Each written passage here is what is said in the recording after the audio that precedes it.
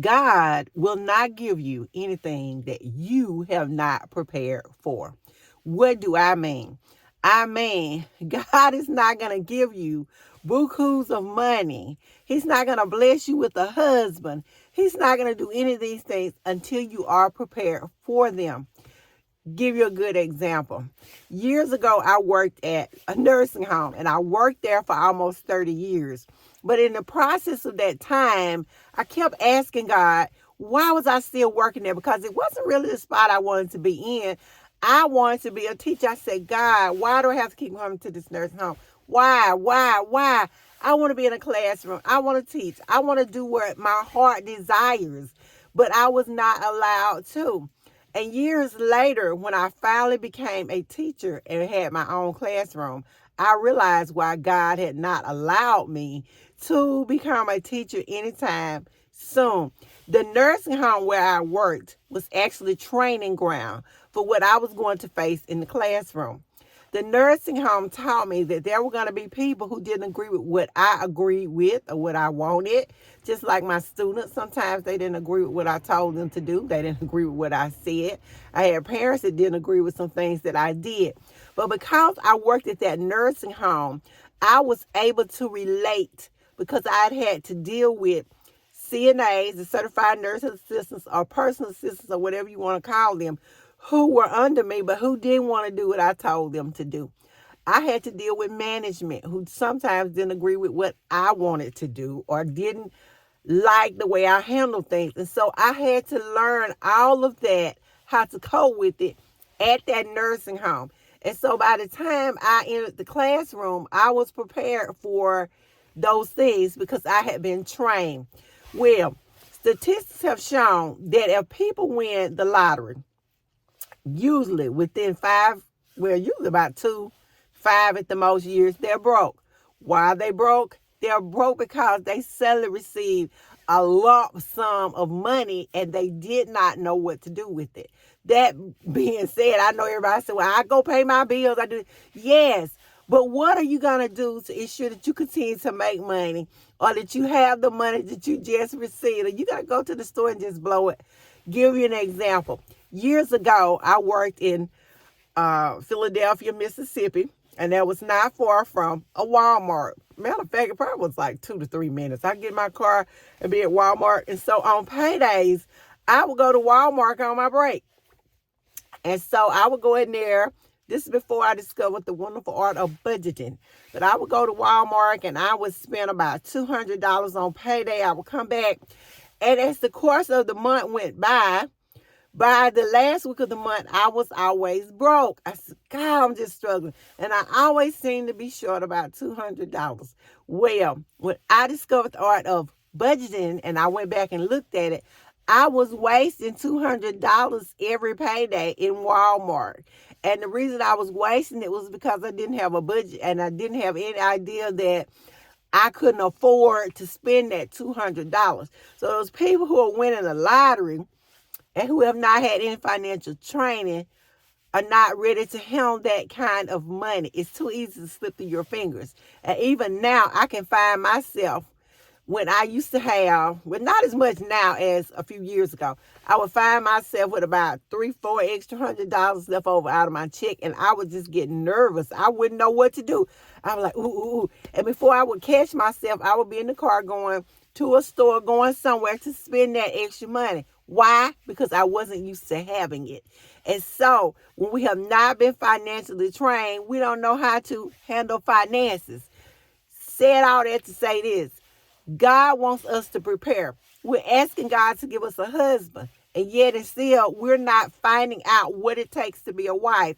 We have not taken the time to glean from other wives what marriage entails. We don't understand that it takes those compromises. It takes those biting your tongue when you don't want to. It takes those having to deal with situations that go on.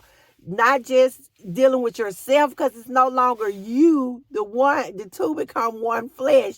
And so you have to deal with the things going on with your spouse. And I know some days I come home from work, I don't want to talk to anybody else. I don't want to hear what anybody else has to say. I don't want to hear about your problems because I have problems too.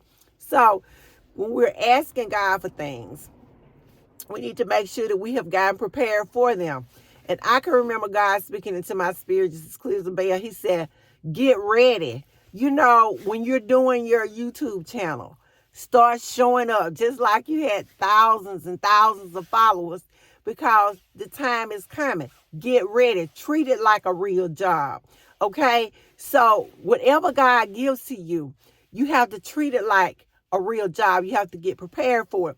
Another example, like I was saying about my YouTube channel, small at the moment. The scripture says, don't despise the day of small beginnings. And I can remember I had a principal told me this once, and I think I've shared this story with you guys a couple of times. He told me, he was in the process of trying to hire me, and the position I wanted, I couldn't get at the moment because I didn't have the credentials. I was going to graduate by the end of summer, but they wanted to hire somebody then. So he offered me another position. It was like a teacher's assistant job or something, but it was in the school system. I said, you have to be kidding. You think I'm going to take a teacher's assistant job and I'm going to be a teacher? And he was like, let me tell you something. He said, maybe a teacher's assistant job. He said, that's what it's starting out as. He said, but get your foot in the door. Don't despise the day of small beginnings. And I was like, right. Because, you know, I was young. And I had not had the experiences in life that I have now. But I promise you, he was right. I have learned that we don't need to despise the day of small beginnings. Start small. But if I had taken that job and I had worked that job and I shown them my integrity, I shown them my work ethic, shown them my work habits, then it would have been easier for me to step in. Of course, I eventually took the job as a teacher a year or two, I think it's about 2 years later, because the position became available. But I could have already been in the school district, could have already been working there, could have immediately within the next 6 months or less walked into a teaching position. But because I wanted to have the big position from the jump and I was not going to sell for anything less, I missed out on an opportunity. But guys, we have to get prepared. God is putting us in position. God is training us.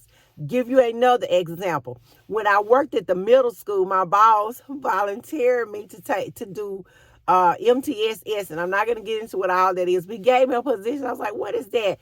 And it was stressful. I had never done it before. I knew how to do it, but I had the leadership role, gave me a headache, but I did it to the best of my ability. And guess what? That position prepared me for the next position that I would take at another job as the interventionist, which is almost the same thing. Same job, different title, a little more work.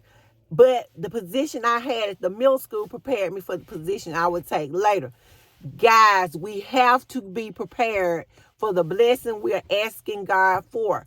So if you're asking God for a large sum of money, then you need to be taking all the financial management classes that you need to take so that you know how to handle that money when you get it. If you're asking God for a increase in followers or increase in a YouTube channel, whatever it is, you need to be prepared for it. If you're asking God to bless you with a home, a new home, you need to figure out how to keep that home clean, how to keep that home organized. Get yourself in position so that when the blessing comes, it's not a problem for you. God is not going to get us into a position that we are not prepared for. Give you a biblical example. Joseph went through a lot of pain and heartache. He knew he was destined for greatness. God had given him the dreams, but he ran his mouth too much. He told his brothers what the Lord had told him, and they became angry and jealous. And we know through the course of time and his brothers' jealousy that he was sold into slavery, that he worked in Potiphar's house. He was eventually thrown into prison. But finally he gets out and he becomes second in command in Egypt. But because of all the things he'd gone through, God prepared him for where he was going. As they like to say, he went from the pit to the palace. But if he had not had the pit, he would not have did a great job at the palace. I promise you. You have to learn how to do the job in which you're asking God to give you. You have to get yourself prepared for the position. And I gave this example about prudent planning on my other channel. There was a show out several years ago called The Chronicles of Riddick, and you can watch it if you want to or rent it or whatever. But Balco wanted to be the Lord Commander. Of course, they already had a Lord Commander. And his wife was always prompting him, come on, man, Malcolm, do this, do this, do this, do that. She was the driving force behind him. But what he tells her is, what you're talking about, wife, is treason. And she says, no, it's not treason. What it really is, why isn't it just prudent planning? She was basically telling him, prepare for the position in which you're trying to get. Plan ahead. And that's what we have to do. We have to plan. We have to prepare. God is not going to give us something that we're not ready to get. So I thank you guys so much for listening.